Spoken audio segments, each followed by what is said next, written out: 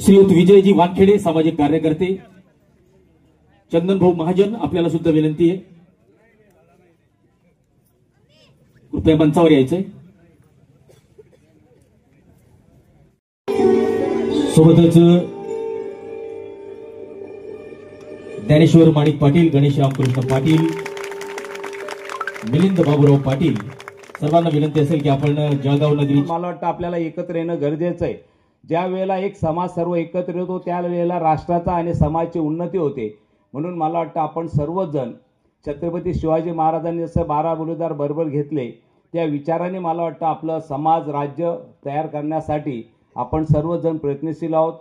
येणाऱ्या काळामध्ये सुद्धा मला वाटतं नक्कीच आपला समाज, आपण बऱ्याच वेळेला असं म्हटलं जातं की काही वेळेला आम्ही असं म्हणतो की छोटा आहे म्हणून विकास होत नाही, पण मला वाटतं एखाद्या गोष्टीला मी कायम राजकारण सांगतो की एखादा शत्रू मोठा असेल म्हणून त्याला घाबरून जाऊ नका, पण जर कमी असाल तर कोणाला कमी पण समजू नका। मला वाटतं ह्या प्रयत्नाने आपण विचारधारा समाजात काम केलं गेलं पाहिजे आणि आपण सतत ध्येय ठेवणं, मला वाटतं सतत एका विचाराने काम करणं।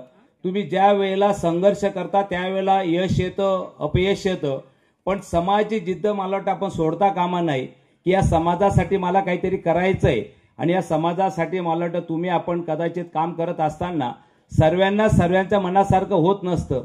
बऱ्याच वेळेला आपल्या आयुष्यात काही गोष्टीचं कॉम्प्रोमाइज करावं लागतं। प्रत्येक आई वडिलांना वाटतं की माझा मुलगा डॉक्टर इंजिनियर झाला पाहिजे, पण त्याच्या बुद्धीनुसार नाही होऊ शकत। पण मला वाटतं मग जसं आई वडील आपल्याला डॉक्टर इंजिनियर झाले तर आपल्याला काही घराच्या बाहेर काढत नाही, आपल्याला ज्या स्थितीत असेल त्या स्थितीत वागवलं जातं आणि ह्या माध्यमातून मला वाटतं समाज आपला आई आहे, तो समाज आपल्यावरती प्रेम करतो।